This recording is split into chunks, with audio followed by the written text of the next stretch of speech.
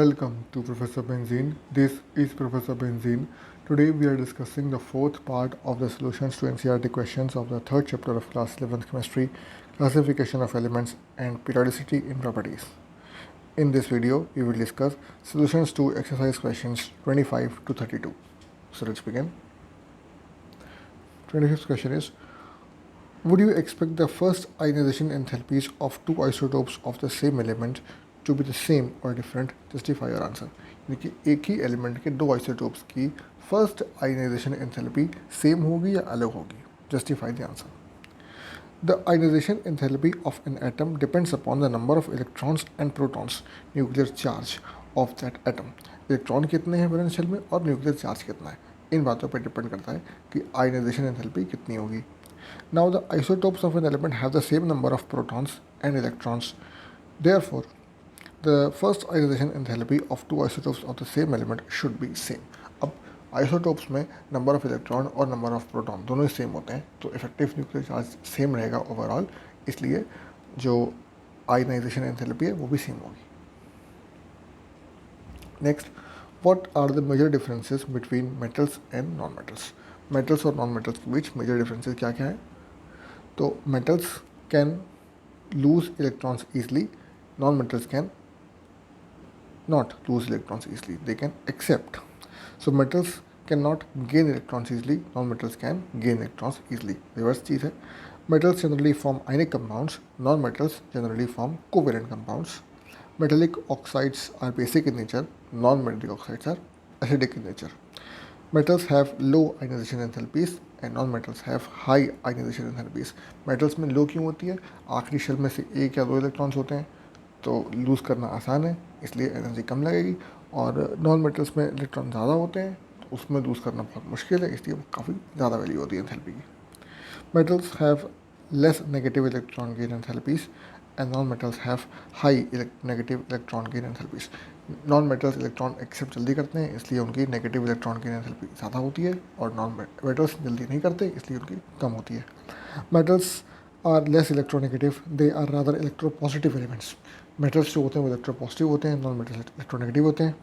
Metals have a high reducing power, non metals high low reducing power. जो metals जो होते हैं उनकी रिड्यूसिंग पावर कम होती है, ज़्यादा होती है, और ऑक्सीडाइजिंग पावर कम होती है, जबकि नॉन मेटल्स की रिड्यूसिंग पावर जो है वो कम होती है और ऑक्सीडाइजिंग पावर जो है वो ज़्यादा होती है. Next, use the periodic table to answer the following questions. Identify an element with 5 electrons in the outer most subshell. Outer subshell में 5 इलेक्ट्रॉन्स वाला एलिमेंट बताना है. So the electronic configuration of an element having 5 electrons in the outer most subshell should be NS2 NP5. अब the electronic configuration of halogen group, जो कि halogen group में होता है NS2 NP5 सब कॉन्फिगरेशन. तो एलिमेंट कौन सा होगा? हेलोजन कोई भी ले लो, फ्लोरीन, क्लोरीन, ब्रोमीन, आयोडीन जो है सब के, और एक्टिनियम, इन सब के केस में जो कॉन्फिगरेशन है वो NS2 NP5 होता है. Next, identify an element that would tend to lose 2 electrons. ऐसे एलिमेंट्स जो 2 इलेक्ट्रॉन लूज करने की टेंडेंसी रखते हैं. An element having the 2 valence shell electrons will lose 2 electrons easily to attain the stable noble gas configuration. Thus, the general electronic configuration of such element will be NS2. This is the electronic configuration of group 2 elements. ऐसे electrons elements जो कि 2 electron आसानी से loose करते हैं, जिनके outer most shell में 2 electron होते हैं, तो कब होंगे? जब NS2 होगा कॉन्फिगरेशन, और सेकंड ग्रुप एलिमेंट्स जो हैं उनका सब के आउटर मोस्ट शेल में 2 इलेक्ट्रॉन्स होते हैं. तो कौन से बनेंगे? Beryllium, magnesium, calcium, strontium and barium. Next, identify an element that would tend to gain 2 electrons. ऐसा एलिमेंट जो कि 2 इलेक्ट्रॉन एक्सेप्ट करेगा. कौन सा एलिमेंट 2 इलेक्ट्रॉन एक्सेप्ट करेगा? जिसके आउटर मोस्ट शेल में जो नंबर ऑफ इलेक्ट्रॉन्स जो हैं वो 2 short of noble gas configuration होगा, यानी कि 8 से 2 कम, यानी कि 6 इलेक्ट्रॉन होंगे. तो आउटर मोस्ट शेल में 6 इलेक्ट्रॉन मतलब कॉन्फिगरेशन होगा NS2 NP4. ये कहाँ होता है? Case of oxygen family. और next is identify the group having metal, non metal, liquid as well as gas at room temperature. ऐसा ग्रुप जिसमें metals, non metals, liquid and gas at room temperature दोनों होते हैं. Group 17 has metal, non metal, liquid as well as gas at room temperature. Group 17 में ये चारों property वाले elements मौजूद हैं। Next question, the increasing order of reactivity among the group 1 elements is lithium less than sodium, less than potassium, less than rubidium, less than cesium. Whereas among group 17 elements, it is fluorine more than chlorine more than bromine more than iodine. Explain. तो order जो है group 1 और group 17 में वो एकदम reverse है, ऐसा क्यों? The elements present in the group 1 have only one valence electron which they tend to lose. The group 17 on the other hand needs only one electron to attain the noble gas configuration. On moving down the group 1 ionization enthalpies decrease. This means that the energy required for losing the electron decreases. Shell बड़ा हो जाता है तो binding force कम होती है, इसलिए कम energy में electron lose कर देता है. Thus the reactivity increases on moving down the group. Thus the increasing order of reactivity among the group 1 elements is follows. जितना नीचे उतना ज़्यादा रिएक्टिव, इसलिए maximum in case of caesium और least in case of lithium. जबकि in group 17, as we move down the group chlorine to iodine, the electrons gain enthalpy becomes less negative, that is the tendency to gain electron decreases down the group. और नीचे आने पर group 17 में electron accept करने की जो tendency है वो घट जाती है, क्योंकि साइज़ बढ़ जाता है तो binding force of the nucleus कम लगता है, इसलिए नया इलेक्ट्रॉन एक्सेप्ट करना थोड़ा मुश्किल होता है फॉर लार्जर एटम. इसलिए नीचे साइज़ बढ़ते के साथ साथ रिएक्टिविटी कम हो जाती है. The electron gain enthalpy of fluorine is less negative than chlorine. Still, it is most reactive halogen. This is because its low bond dissociation energy. Fluorine की जो है वो लेस नेगेटिव होती है, फिर भी इट इज़ मोर रिएक्टिव क्योंकि bond dissociation energy है वो बहुत कम होती है. दस the decreasing order of reactivity among group 17 elements is fluorine is more than chlorine. इसे साइज बढ़ता जाएगा, रिएक्टिविटी कम हो जाएगी, इसलिए जो ऑर्डर है वो रिवर्स है. Fluorine is maximum, then chlorine, then bromine and then iodine. Next question, write the general outer electronic configuration of S, P, D and F block elements. S, P, D, F block के elements का general configuration लिखना है for outermost electronic configuration. तो S block के लिए होगा NS 1 और 2, जहाँ पे N जो है can be from 2 to 7. P block के लिए it can be NS 2, NP 1, NP2, NP3, NP4, NP5, NP6 तक हो सकता है, जहाँ पे n की वैल्यू n इक्वल्स टू 2 हो सकती है या फिर n इक्वल टू 2 से लेकर के 6 तक हो सकती है. D ब्लॉक एलिमेंट्स में n-1 D 1 to 10 and NS 0 to 2. n की जो वैल्यू होगी उससे एक कम, n-1 D शेल में 1 से 10 इलेक्ट्रॉन्स और NS में 0 से 2 इलेक्ट्रॉन हो सकते हैं, जहाँ पे n की वैल्यू 4 से 7 तक हो सकती है. और F ब्लॉक में n-2 F 1 to 14 and n-1 D 0 to 10 and NS2. अब यहाँ पे n-2 F ब्लॉक में 1 से 14 इलेक्ट्रॉन, n-1 D में 0 से 9 D सब शेल में, और NS2 हो सकता है जहाँ पे n की वैल्यू जो है वो 6 या फिर 7 होगी. Assign the position of the element having outer electronic configuration as NS2 NP4 for n equal to 3. n equal to 3 के लिए NS2 और NP4 कॉन्फ़िगरेशन वाला जो एलिमेंट है उसकी पोजीशन क्या होगी. Since n equal to 3 the electron belongs to third period. It is P block element since the last electron occupies P orbital, दिखाई होगा NP4. तो थर्ड पीरियड और P orbital, the 4 electrons in the P orbital, thus the corresponding group of the element equal to number of S block elements, number of S block groups plus number of D block groups plus number of P block groups, which is 2 plus 10 plus 4 equals to 16. Therefore, element belong to third period and 16th group of the table. Hence the element है कौन सा? Sulfur. Second में है n-1 D2 NS2 for n equal to 4. Okay, so इस case में since n equal to 4 the element belongs to fourth period. अब group कौन सा है? It is D block element as the D orbital are incompletely filled. There are 2 electrons in the D orbital. Thus the corresponding group of the element is S block element plus number of D block group equal to 2 plus 2 4. Therefore it is fourth period and fourth group element. Hence the element is titanium. इसके बाद है n-2 F and then n-1 D1 NH2 for n equal to 6।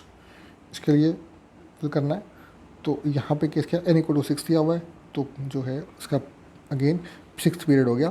F block element at the last, इसलिए F block का है, F orbital last में fill हो रहा है, इसलिए F ब्लॉक एलिमेंट है। It belongs to group 3 of the periodic table, जो कि all the F block elements belong to group 3 since therefore the atomic number is 54 + 7 + 2 + 1, सबको ऐड किया and we get 64। Hence the element is gadolinium. Gadolinium जो है वो element का नाम है। Next, the first delta H1 and the second delta HF2, यानी कि first and second ionisation enthalpies in kilojoule per mole and delta EG electron gain enthalpy in kilojoule per mole for the few elements is given below। Values दी हुई हैं 6 different elements and values for electron gain enthalpy and ionization enthalpy are given। Which of the above elements is likely to be least reactive element? इनमें से कौन सा element least reactive होगा? The element 5 is likely to be least reactive element because it has the highest ionization enthalpy and positive electron gain enthalpy। Highest ionization enthalpy होने की वजह से, जिसकी वैल्यू की 2372 है, वैल्यू बहुत ज़्यादा है, इसलिए जल्दी आयनाइज नहीं होगा, इलेक्ट्रॉन लूज जल्दी नहीं करेगा, और नहीं करेगा इसलिए रिएक्ट भी नहीं करेगा। नेक्स्ट, मोस्ट रिएक्टिव, सबसे ज़्यादा रिएक्टिव कौन होगा? जिसकी एनर्जी सबसे कम होगी। Element 2 is the most reactive element as the lowest first ionization enthalpy and low negative electron gain enthalpy। First ionization enthalpy जो सबसे कम है वो सेकेंड ग्रुप की, सेकेंड एलिमेंट के 419, इसलिए it will be likely to be most reactive। Then most reactive non metal, इनमें से मोस्ट रिएक्टिव नॉन मेटल कौन सा होगा? Element 3 is likely to be the most reactive non-metal as it has high first ionization enthalpy and highest negative electron gain enthalpy। Electron gain enthalpy maximum है, इसलिए most reactive हो जाएगा, और non metal है इसलिए, और हाई इलेक्ट्रॉन एनिशन एनर्जी भी high है, इसलिए नॉन मेटल आ गया, क्योंकि इलेक्ट्रॉन लूज नहीं करेगा। फिर नेक्स्ट क्वेश्चन, नेक्स्ट पार्ट इसका है the least reactive non metal. Least reactive कौन सा होगा? ठीक उल्टा हो जाएगा। एलिमेंट 5 जो है वो लीस्ट रिएक्टिव नॉन मेटल है because it has very high first electron ionisation enthalpy and a positive electron gain enthalpy. Next part, the metal which can form a stable binary halide of the formula mx2 where x is an halogen। इनमें से कौन सा element जो है वो mx2 form कर सकता है? The element 6 has low electron gain enthalpy and thus it is a metal। further it has lowest second ionization enthalpy delta F2 and it can form stable binary halide। Second ionization enthalpy जो है वो बहुत कम है, इसलिए binary halide बना सकते हैं कि दो एलिमेंट जो है इलेक्ट्रॉन शेयर कर एक्सचेंज कर सकता है, इसलिए it will form mx2 easily। then next is the metal which can form a predominantly stable covalent halide of the formula mx। इनमें से कौन सा वाला एलिमेंट mx जो है वो फॉर्म कर सकता है? The element 1 has low first ionization enthalpy and high second ionization enthalpy. First ionization enthalpy बहुत कम है, लेकिन सेकेंड बहुत ज़्यादा है, इसलिए एक इलेक्ट्रॉन शेयर कर सकता है, इसलिए mx जो है वो बन जाएगा आराम से। Next question, predict the formula of the stable binary compounds that would be formed by the combination of the following pair of elements. कुछ एलिमेंट्स के पेयर दिए हुए हैं, इनसे बनने वाले बाइनरी कंपाउंड का फॉर्मूला बताना है। तो पहला है लिथियम और ऑक्सीजन। अब lithium valency 1, oxygen valency 2, so cross multiply it form Li2O। Then magnesium and nitrogen, magnesium is valency 2 and nitrogen valency is 3, so it will form Mg3N2। Then aluminium and iodine, aluminium valency is 3, iodine valency is 1, so it will form Al3। Then silicon and oxygen, silicon valency 4, oxygen valency 2, cancel out, it form SiO2। Then phosphorus and fluorine, phosphorus valency is 3, fluorine valency is 1, so it can form PF3, and but it also forms PF5 because phosphorus shows multiple valencies। Then next is element 71 and fluorine। Now element 71 है कौन सा? जिस lutetium valency is 3, तो यहाँ क्या बनेगा? LuF3 because fluorine valency is 1 and lutetium is 3 valency, so it will form LuF3। तो दोस्तों इस वीडियो में इतना ही। अगर आपको ये वीडियो पसंद आया, अगर ये वीडियो आपके काम का था, प्लीज़ इसे लाइक करिए, चैनल को सब्सक्राइब करिए और इस वीडियो को अपने दोस्तों के साथ स्कूल में, कोचिंग में सब जगह शेयर करिए ताकि उन्हें काम आ सके। मिलते हैं अगले वीडियो में और क्वेश्चन के साथ बहुत जल्द। Thank you very much.